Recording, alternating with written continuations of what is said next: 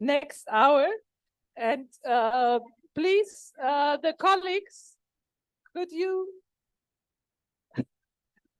So we are very happy to be here with you over this long night to put again on the agenda some very, very important topics. And the title of the section is How to Build on the UTC to Promote New Rights. And I think this is very important. But we asked you before to refer to the existing convention and how you how this serves for your fights. So I welcome Antine Sonde, who's he has written Senior Fellow Indigenous Peoples and Minority Sections, but I think it's about autochthone rights, and we will switch in French. And I'm just welcome Anthea Taderera, who is next to me, and we will speak following with you because you are advocacy advisor and Universal Periodic Review, and the question about sexual rights, self-determination, and we will dive into this. But now we start with French. Peut-être un rapide passage en français. Je crois que c'est intéressant parce que nous allons parler à la fois de nouveaux droits qui ont commencé à être acquis et qui existent et qui ont déjà une expérience finalement d'existence dans les déclarations, et puis de choses qui sont encore à faire et qu'il faut que nous renforcions, et que ce pourquoi il faut aussi lutter. Donc peut-être cette première partie sur les droits indigènes, et je crois que ce serait intéressant de commencer par une petite histoire parce que tout le monde ne connaît pas l'évolution et comment ça s'est intégré peut-être dans la déclaration et quelles déclarations particulières ont été faites par rapport à ça. Et on viendra ensuite sur les conséquences de ça. Tout d'abord, je voudrais dire merci pour cette opportunité de pouvoir aborder cette question assez importante par rapport à la question des droits des peuples autochtones, qui, à un certain moment, a été une longue lutte, mais heureusement que ça a été intégré en rapport avec la Déclaration universelle des droits de l'homme. Donc, juste pour dire que c'est un long chemin qui a abouti à quelque chose. Même la déclaration aussi a été un long chemin de combat.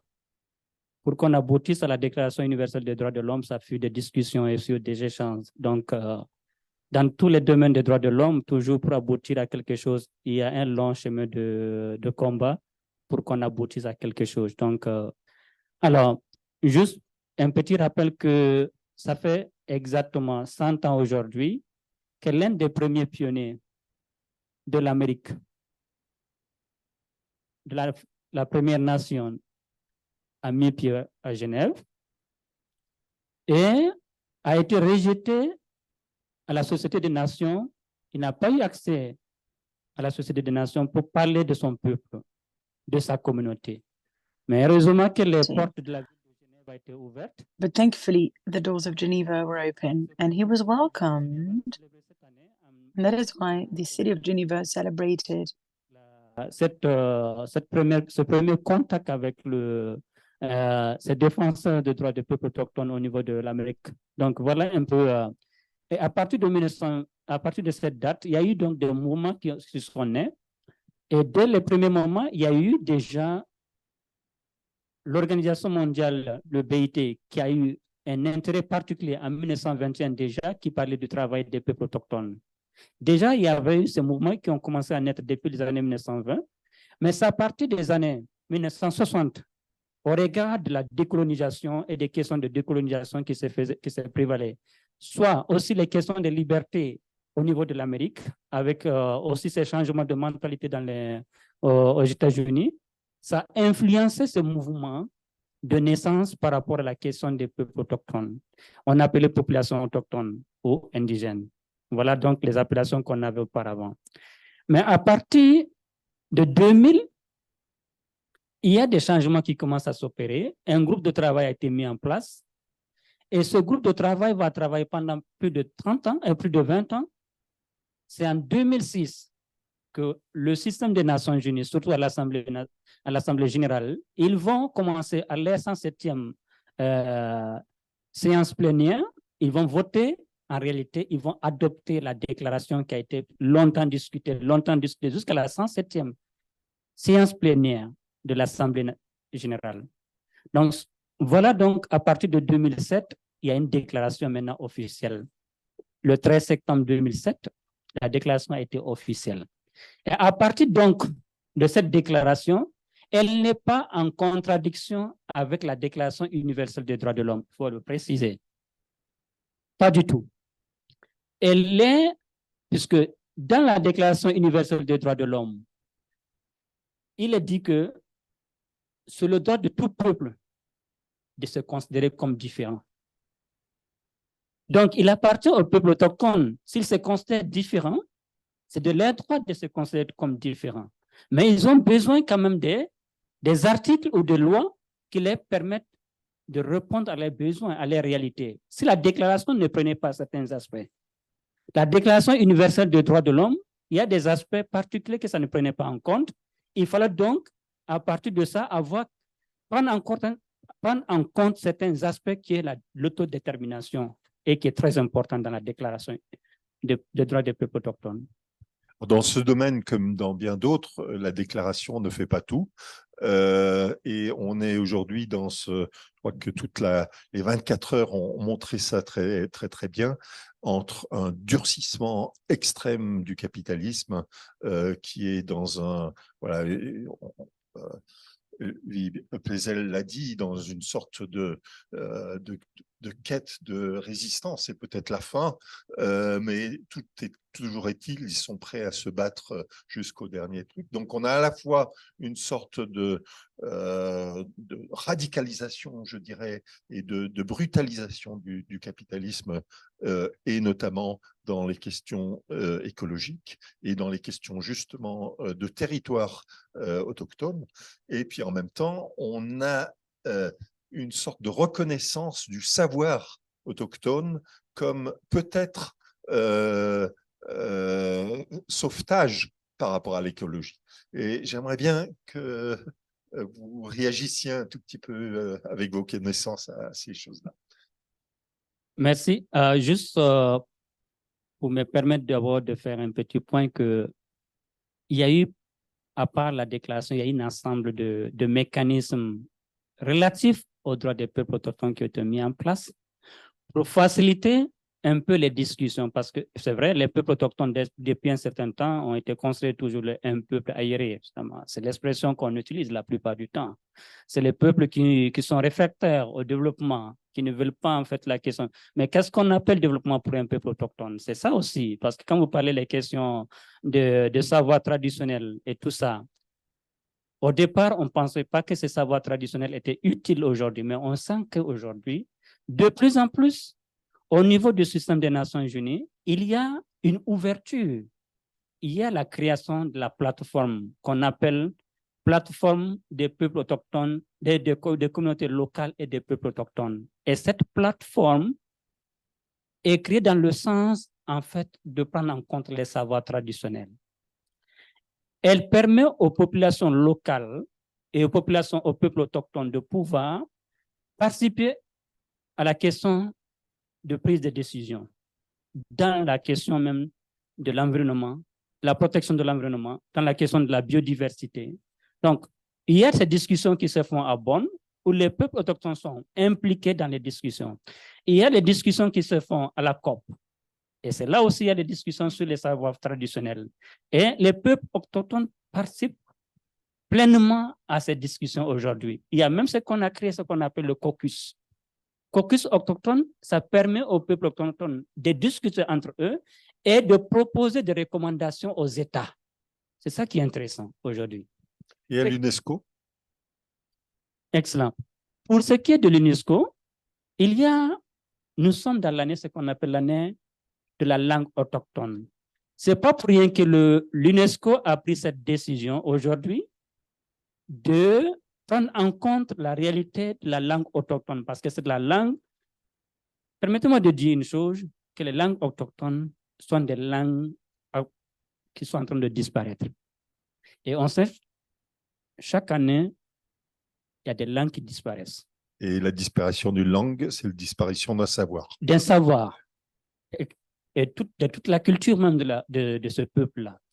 Donc, de plus en plus, le système des Nations Unies a mis en place l'année de la langue autochtone et ensuite la décennie de la langue autochtone qui va permettre à ce qu'il y ait des discussions dans la langue autochtone et de pouvoir, puisque la plupart du temps, il est facile de conserver les savoirs dans la langue d'originalité. C'est ça qui est important. Parce que dès qu'on traduit en français, il y a des fois certains mots qui ne sont pas aussi traduits. C'est difficile à traduire. Un écart. Il y a un écart par rapport à ça. Et en même temps, je trouve qu'il y a, parce qu'on a dit cette savoir autochtone est contre l'innovation, peut-être il est traditionnel, etc. Mais peut-être il faut dire qu'ils sont très innovatifs. Parce que maintenant, on trouve des nouveaux mots sur partage, coworking, etc. C'est ridicule parce que c'est des pratiques qui sont au cœur de vivre ensemble. Aussi, on recule sur la surexploitation de la relation avec les ressources qui étaient inscrites dans une logique multigénérationnelle. Donc, est-ce qu'il faut presque travailler aussi, pas dire que c'est un savoir traditionnel, c'est un savoir innovatif, d'avant-garde. Et qui fait que l'innovation, on approprie ce mot innovation en disant que l'autre logique, elle n'est pas du tout innovative, elle est contre-productive et c'est un contre-développement. Parce que souvent, on exclut ces populations à un droit au développement parce qu'on dit que c'est traditionnel. Je vais juste donner un petit exemple de ce que WIPO est en train de faire, disons la propriété intellectuelle est en train de faire actuellement sur le savoir traditionnel. Depuis presque quelques années, disons il y a 2 ou 3 ans maintenant, ils ont commencé à initier, ils commencent à recruter parmi les populations autochtones des gens qui sont capables, ils viennent travailler directement au siège ici. C'est une façon en réalité, non seulement de donner une voix aux populations autochtones, mais les permettre d'être dans le système. Parce que quand on est hors du système, c'est difficile d'influencer. Déjà, le fait d'avoir recruté des autochtones à l'intérieur du système des Nations Unies pour participer à la conservation des savoirs traditionnels, c'est quelque chose.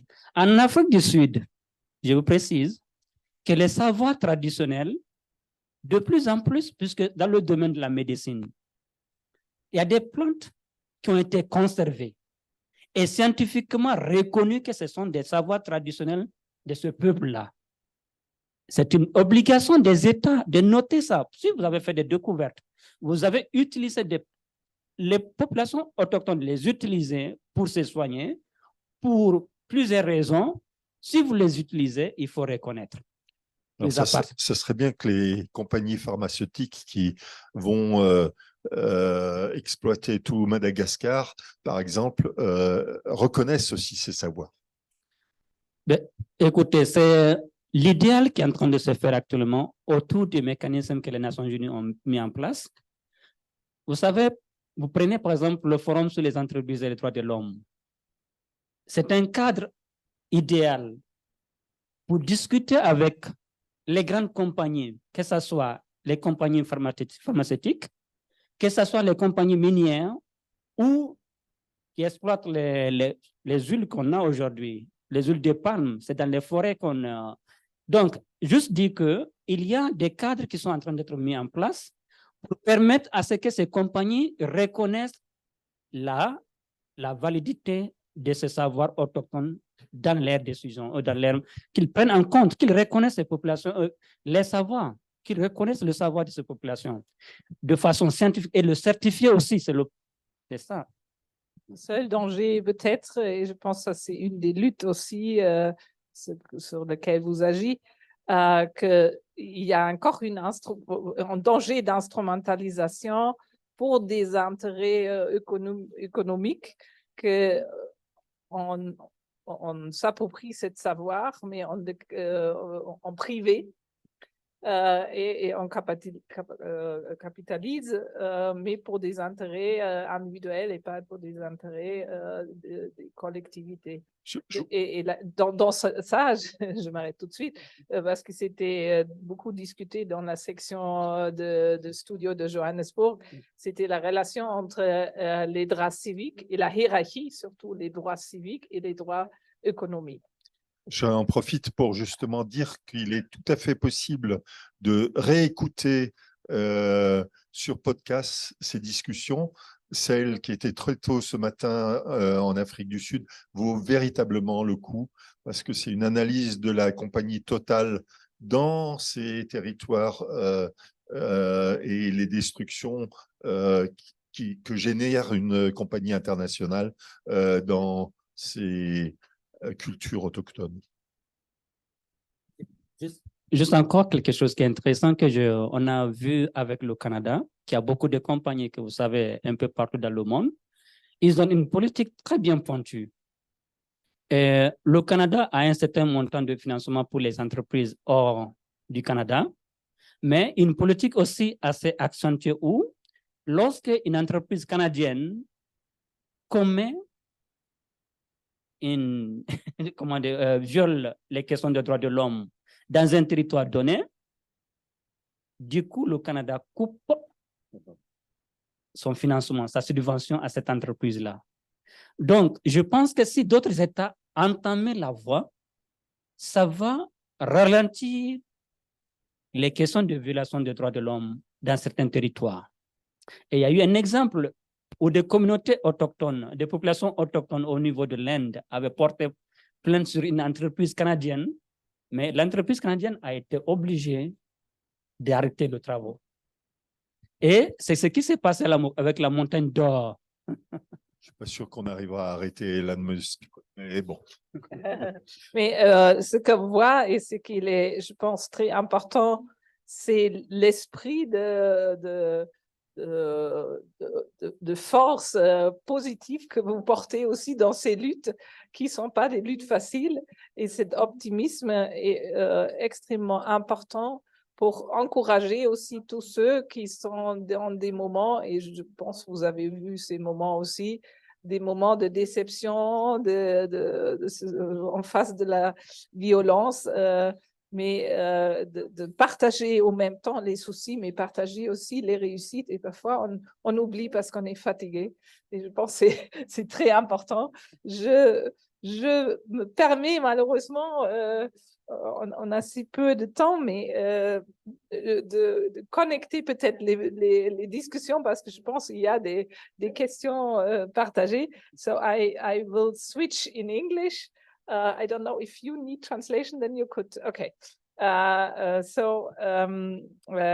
very happy that Anthea Taderera is with us here today, and that we will speak of one topic, but I think which is the question of women's rights and reproductive rights, and I think when we discuss a little bit in forefront, the word intersectionality, and even if it's complex and we have to find maybe other words for this, it's so important. I'm not sure it's so. I will say it before. I'm not sure it's so complex. In this struggles of Paris hotels, this was absolutely in the intersectionality. Center, We learned more complex words, I guess. But I give the word to Anthea, maybe to start first to say if for you the Universal Declaration serves in your struggles and how you deal with what is not serving to you. I have the impression in the same productive way as we just heard from Antine. I mean, you might regret giving me the mic, but thank you for having me. On the question of the utility of the UDHR, I think for me, I see a lot of parallels with the question of the utility of the multilateral system in itself. And I think the UDHR is a good example of how a flawed document and a flawed process can still in some ways be useful as a tool when we're thinking about how to advance our social justice aims. And for the moment, I guess the most obvious example with the UDHR is the fact that when people were agreeing and adopting this declaration, colonialism was very alive and kicking, and states didn't feel any contradictions in their positions. We see also the continued embeddedness of racism in the instruments and how they're used and in the system. And so there's the eternal question of how do you make something that was created without you in mind, that was created with dehumanizing reasoning.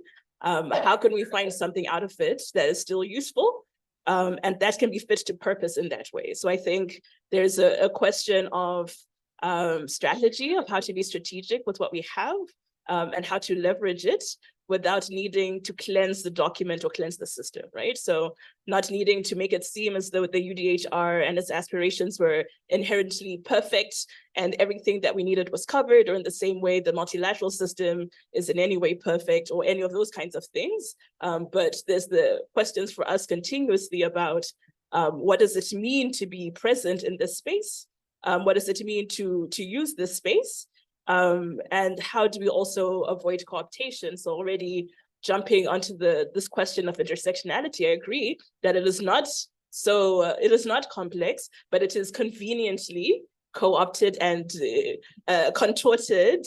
And very often in the UN system and in the language, it's reduced to a list of identities, right? So what is supposed to be an analysis of power, of systems of oppression, we're supposed to be looking at capitalism or racism or patriarchy, all of these things, is reduced to poor, woman, Black, all of these types of things, thereby problematizing the identity and not the systems of oppression that attribute negative readings, that attribute subordination, that attribute discrimination to this particular identity. And so in the UN space, and I think in other places that are trying to co-opt the language but appear progressive, we see a mischaracterization of the problem, right? It's used to obscure what the problem is. And so it's made to seem as though the problem is my racial identity, the fact that I am Black, for example, or perhaps it's a sexual identity problem, the fact that you are queer, or it's a gender identity, or it's a gender problem, you're a woman or you're trans or whatever it is, as opposed to the problem of patriarchy, the problems of heterosexism and homophobia, the problems of racism, the problems of capitalism, right? But if I can put the blame on you, if I can say, Anthea, you're not trying hard enough to be free, that means that states don't have to fix it. They don't have to actively take steps to dismantle the power that they hold, to interrogate the role that they have in the subordination of peoples, and they get to bypass the things that they must actively be doing, for example, to ensure the decolonization, right? To ensure that peoples have rights. And they get to make it a personal problem, like, an individual person is sexist, and good luck fixing it. And so for us, part of our work is to continue to say that these rights that we want are embedded in a material context, right? They're embedded, they live in people, they live in context, they live in a geopolitical context, and we cannot separate them out. We must address all of these things, which includes for us, because we work on sexual rights, this idea that the only way we will really enjoy our sexual rights, the only way I will be free of patriarchy, is actually if I address all of those systems of oppression, because I can only enjoy the sexual rights in a condition of collective liberation, right? And in that way, we annoy everybody. So the global North states who would like to really individualize rights who wants to separate, like they don't like the concept of a collective right. They'd rather pass out than think it's a real thing. They don't want to talk about right to development collectively. They don't want to talk about the right to self-determination, for example. So they hate us because they'd rather think about rights, like sexual rights, like a hanging uterus, you know, it's like disembodied, not belonging to anyone. And in the same way, conservative actors also don't like us because we challenge the idea that there is a homogenous society that is inherently oppressive, right? But as an African woman, I know that there's nothing inherently oppressive about the place that I am from. It's very convenient for the government, however, to make it seem as though there is. Yeah, I think that a lot of things we could directly go into. We had during this night activists who, in front of those who are in the concept, are very consequent. But if you are in the field, if you are in the fight, you often confronted by contextual action, because you are in a system of oppression. So sometimes you are radical and solidary, but in the next hour, you bring your kid to, I don't know, to a school which is completely inscribed in a colonial way of teaching. So I think for our actions, we have to deal with this ambivalence in the fights. Maybe you can say something around that. I mean, I think there is no perfect moral political actor, right? I don't think there is one perfect feminist that I can hold up and be like, you are doing excellent feminism, right?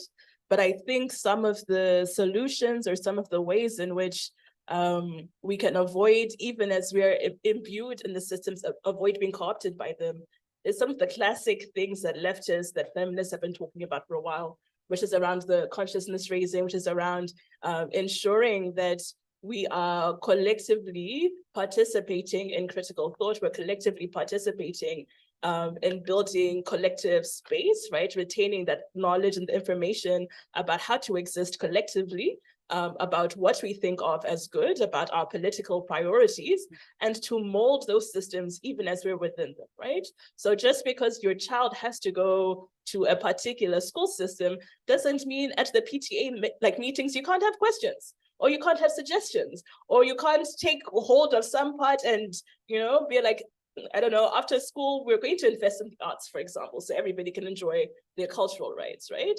And I think that there is a way in which, as progressive actors, we can become so resigned to oppression, we're not going to try.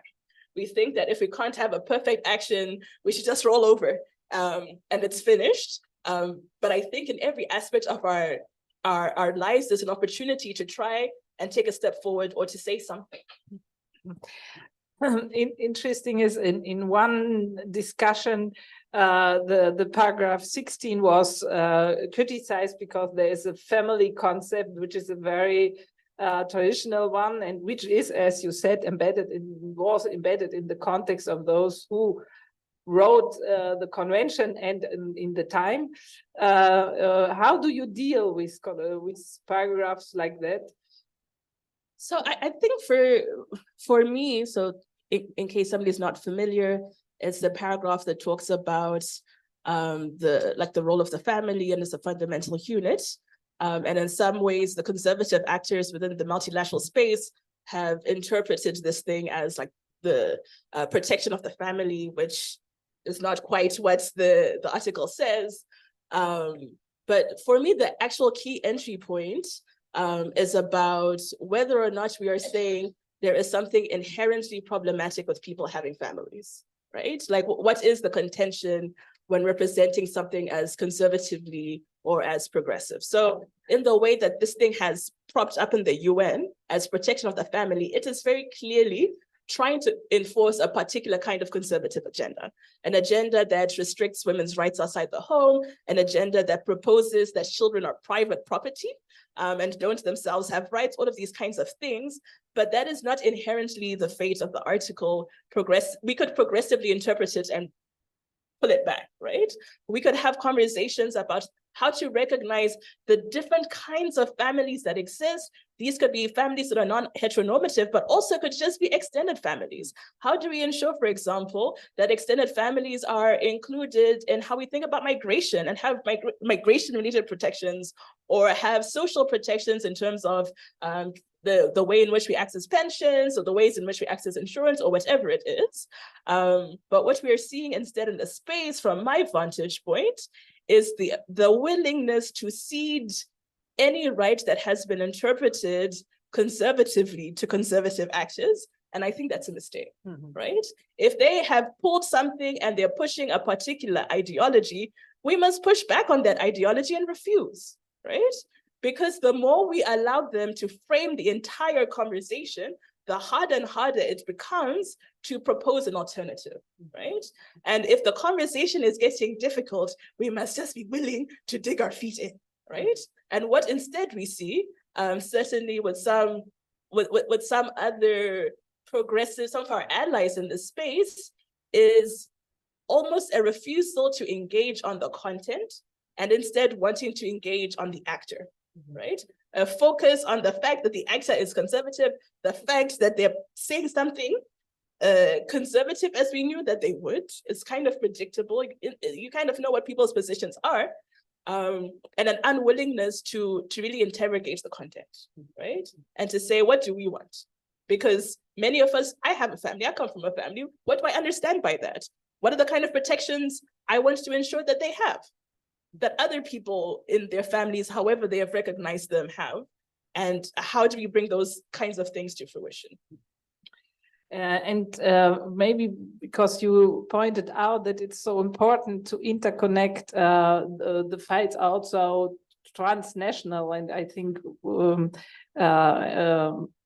we on one hand speak about international, transnational, but when we really speak about this logic, the states coming up and not nations, and I think this is connected to conventions. So that means I'm adhering to a confession or to a constitution, and not to a territory, but not in that sense to rely to the territory, but to have a kind of exclusive right on territory. So what is the interconnection of these fight in different contexts, and how you deal with your agenda on this? So for the SRI, we ourselves are a coalition. We're a North-South feminist coalition. We try to think about even what Global South leadership means for that, as we think about sexual rights in the broadest possible sense. So our current series, for example, has been on the political economy of sexual rights. So we're really trying to think about what is necessary and what is required, and how we can do transnational solidarity will always come up as part of that, because of our differing positionalities. I think our biggest insight, which I think is the insight of all anyone who organizes, really, is that you cannot do it by yourself, right? You really, really, really, really require political alliances. So my work might be based in the UPR or supporting the Human Rights Council, whatever it is in Geneva, but it is very important to also be in conversation with people who are organizing regionally, people who are organizing nationally, and to just separate the work, right? To just split it. It's just too much to do by ourselves.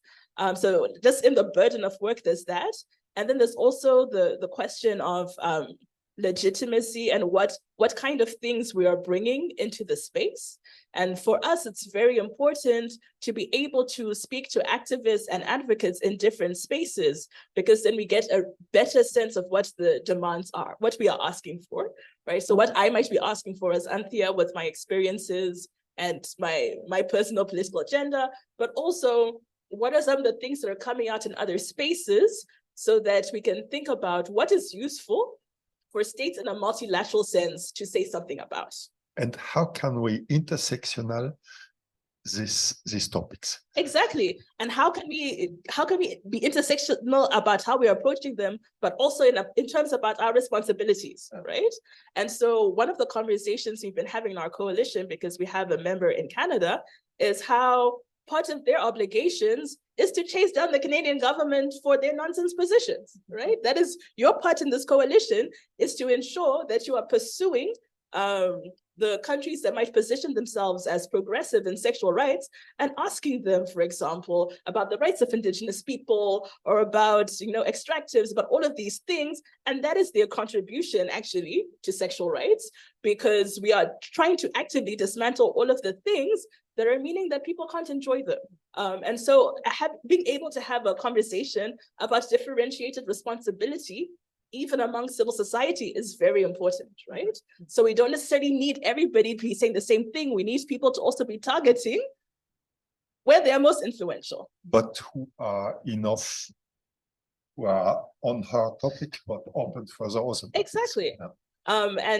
And for us, it also means being in solidarity when actually we don't know very much on the topic, but we have a sense of this is the right thing. I might not have the technical experience of being able to articulate why it is, but it's meant practically for us sometimes is we will go and sit in or participate in negotiations on resolutions on stuff that are outside of sexual rights, narrowly defined, because we know it is important for other movements. We know it's important for states to know that there's somebody watching them. I think that's a very important. You wanted to say something to that, Antine? Permettez-moi de parler en français. Ok, je suis désolé. Juste quelque chose qui est très captif qu'elle a touché, qui est très bien, parce que elle a parlé des droits collectifs, dont beaucoup d'États ne veulent pas entendre, et c'est vraiment particulier par rapport à ça. Et c'est le problème pour les peuples autochtones. La plupart des États sont beaucoup conservatifs parce qu'ils ne veulent pas qu'on parle des droits collectifs. Et elle a parlé de la question de l'autodétermination. Parce que c'est vraiment des choses qui sont beaucoup, qui permettent au peuple autochtone d'avoir, puisque nous, en tant qu'autochtones, on ne pense pas à la question de l'individualité, mais c'est la question du groupe. Le groupe survit comment? Le groupe va faire quoi? Je ne fais pas quelque chose à mon nom propre, mais je le fais au nom du groupe. Et c'est ce qui pose problème. C'est ça, la plupart des États ne veulent pas du tout. Et ça fait que plusieurs États ne veulent pas reconnaître les peuples dans les territoires. Au regard de cette question du droit collectif. C'est ça.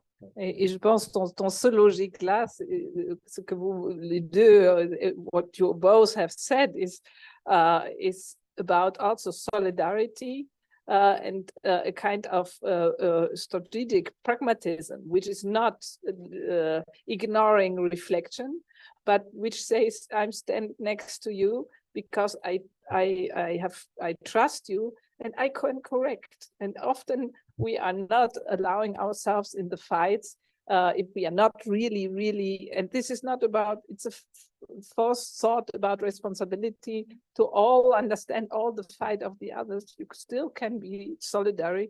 And this is precisely what you said. This is the collective action which they are so afraid of, and why we see so much agency on division and dividing movements. And I bring it a little bit in design and in creation. This we name interdisciplinarity. This means we think together at one level and we work speciality in another level. And this two dimensions, I think it's very, very important. I would love to continue, but we have a third person who's not here, but she is still, there's an interview made with her. It's Ana Maria Suarez Franco from the FIAN movement, which is a Food First Information and Action Network. And I think this is also interesting. Often we don't say the acronyms or the reality behind, but about information and action. And I think these are two forms of action, and I'm curious what Anna Maria will say to us in this round about promote new rights. So we will see the film. Hello there, Anna Maria. Thanks a lot to be with us for this third night of social rights. I think you already participated in the previous edition 1 year ago. So please, could you first present yourself and explain the work carried out by your organization on human rights? And yes, and the work you are doing in this organization, FIAN International, please.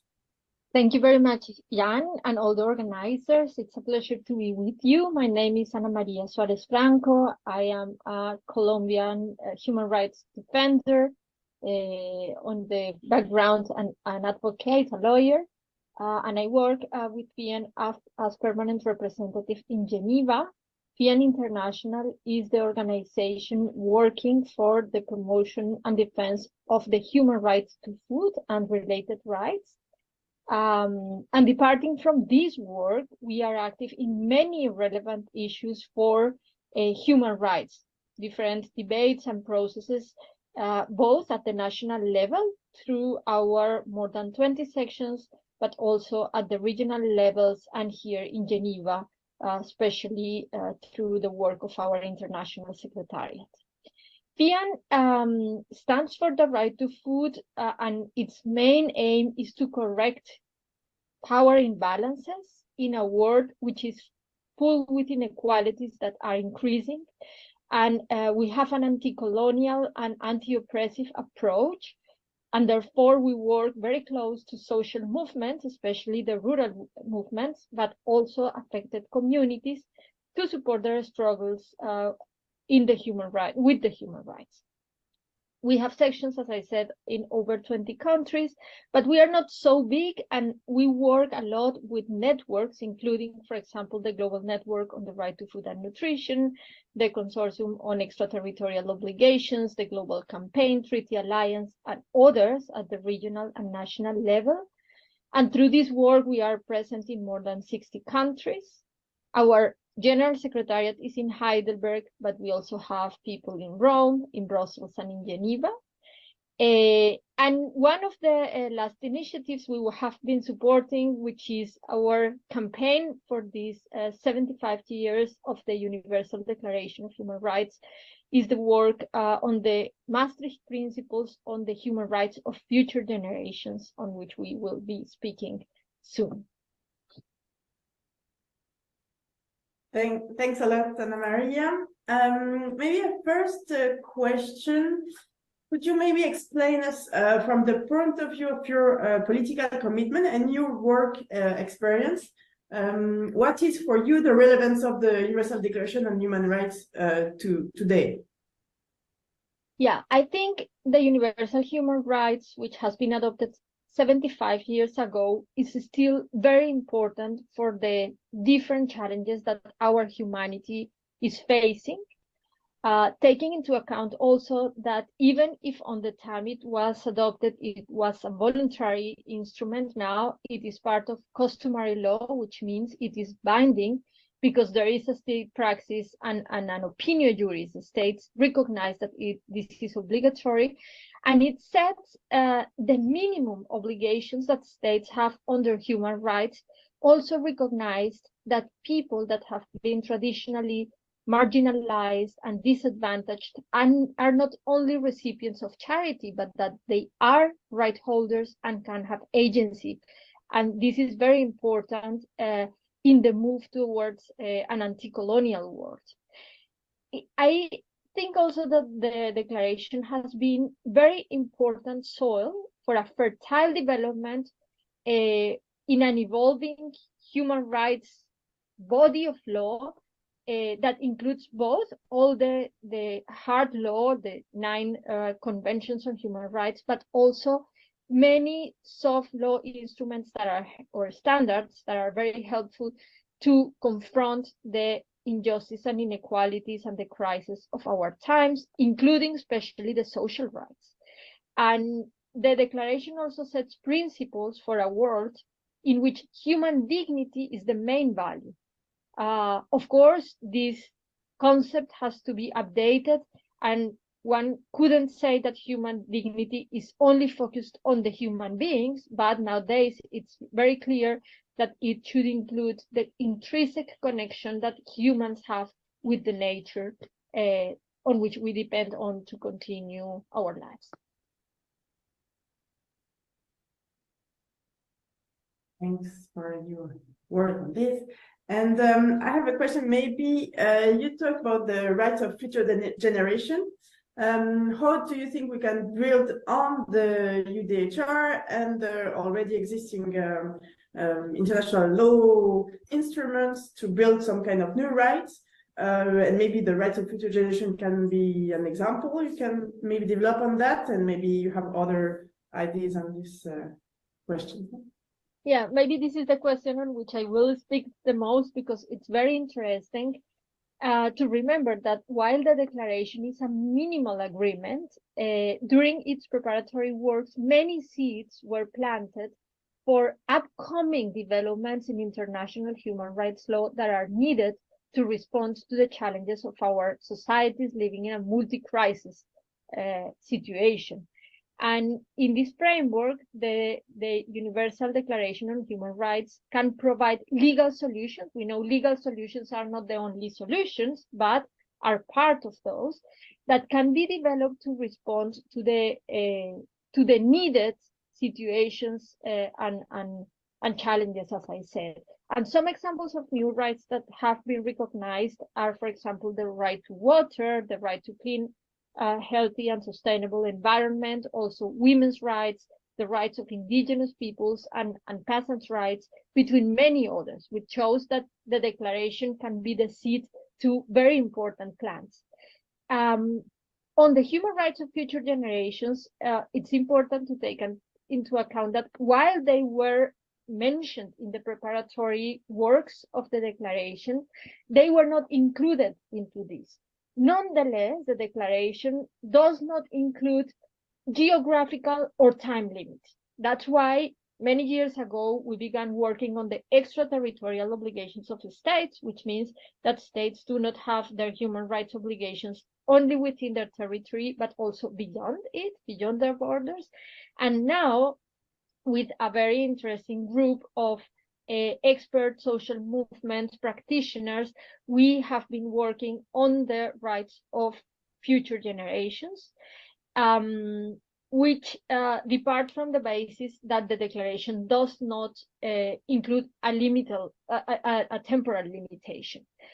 The idea of the human rights of future generations is to confront the huge risks that our humanity is confronting, including mass destruction weapons, new emerging technologies like the artificial intelligence or genetic modification, the triple planetary crisis, which is climate change, the pollution and the destruction of our biodiversity, the food crises, and others.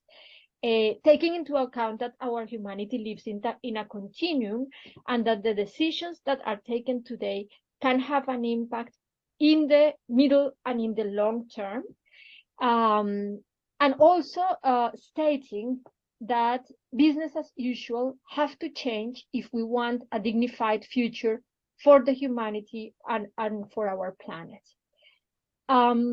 It's very important to say that these principles which were adopted between the 1st and 3rd of February, after a 6 years process with many consultations, with movements, with work of experts from different regions, including a drafting group with representatives from each one of the 5 regions that are represented in the UN. These principles include a clear message on the need to rethink our production and consumption models that nowadays are based at the cost of nature and the people, and the need of changing injustice patterns, including gender injustice. The clear message of the principles is that if we do not change the course of the dominant economic and political models, we will continue sacrificing both present generations, especially the most marginalized and disadvantaged groups, but we will also put in danger the possibility of future people, of those who do not exist now, to enjoy their human rights. So therefore, we identified the need to interpret human rights in a way that allows that the needed transitions are based on human rights agreed by states 75 years ago, but looking into the future.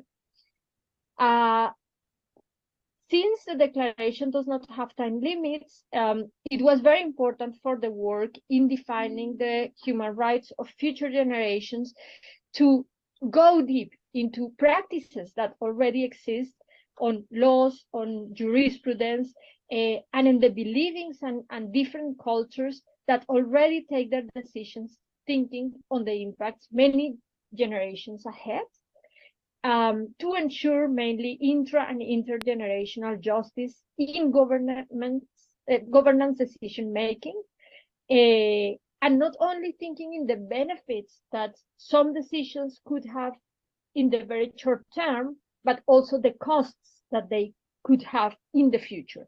And one example is the one of extractive economies, which in many cases could generate some profit for some groups today, but could have a very, very high cost for those who are not alive now.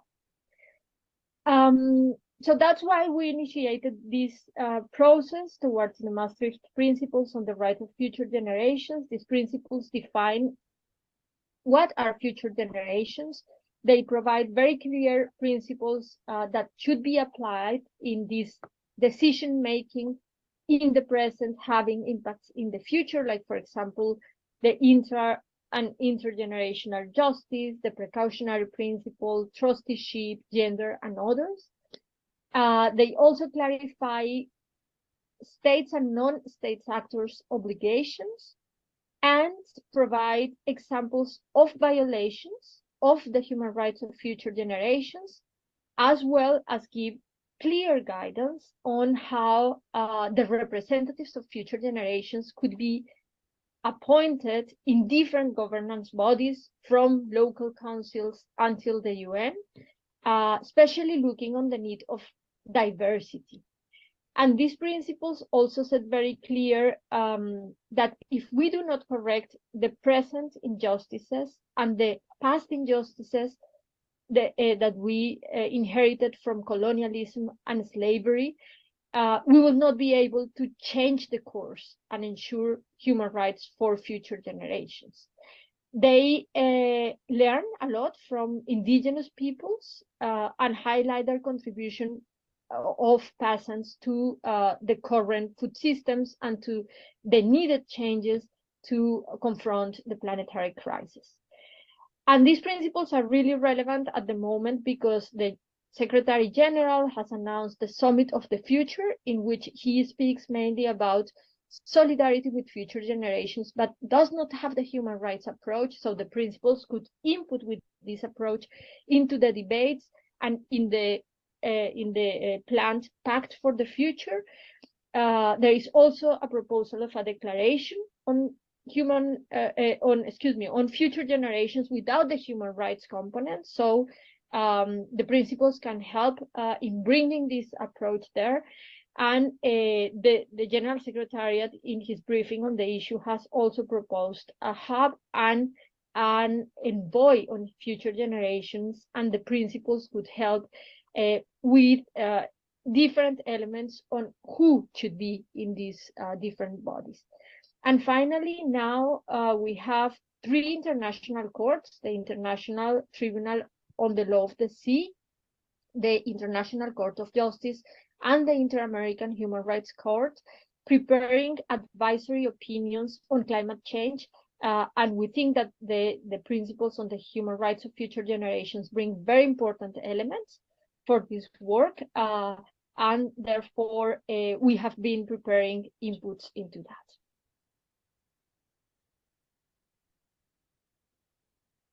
Thanks a lot, Anna Maria. So we can all see that you have so excellent knowledge of this UN processes and institutions. And maybe my last question would be more on the work you are doing in the international Geneva spaces. And maybe you have some recommendation or ideas about strategies or tools, or I don't know, to make more effective international Geneva, the civil society, but more generally UN institution in developing, protecting, and promoting human rights, no? Yeah, thank you very much, Jan. And I want to say that all what I am saying is kind of collective knowledge that comes to my mouth, but it's not not only my knowledge. Many people have contributed to all these processes. I have 5 points. I think the first one is that the system has to give more space to the people which this system is supposed to protect and to accompany. And that means ensuring that when different standards are set, when different causes are defended, we have to recognize that people from the field are real experts on their realities, and we see a move in the system of shrinking spaces for civil society. I think it is really important to ensure that this does not continue to happen, and that more spaces are opened for the human rights holders, especially those of the marginalized and disadvantaged groups. Then the next, maybe for the general public and not only for the policymakers, is the needed solidarity with the denouncers that all those who defend human rights in the system present, especially denouncers on structural causes that have our planet as it is now, but also on specific cases. And of course, this is the one part to support the denouncers, but we also need big support for proposals of solutions that do not go necessarily in hand with the dominant voices. Then very important is also financial solidarity. I think many of the organizations that work here with a dissenting voice are suffering the reduction of funds, and unfortunately without money the work cannot be done. We cannot invite the communities to participate. So financial solidarity to ensure sustainability of the work of the many NGOs that defend human rights is really important, especially, as I said, those with critical positions and narratives. And finally, I think that supporting the implementation of the achievements of the system, as for example, the UN Declaration on the Rights of Peasants, is relevant because they reflect also the struggles of the people in the local level, which at the end are the main people we want to support in our struggle against injustice and oppression. And with this, I would finish. Thank you very much. Thanks a lot, Anna Maria. It was very good to have this video so that we have you with us for the night on the 10th of December. Thank you.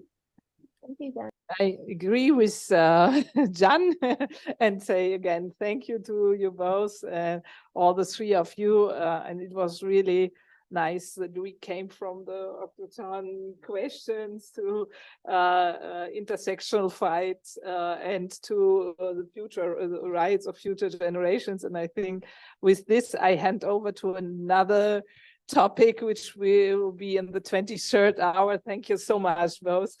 And I hand over to Eva about borders and conflicts.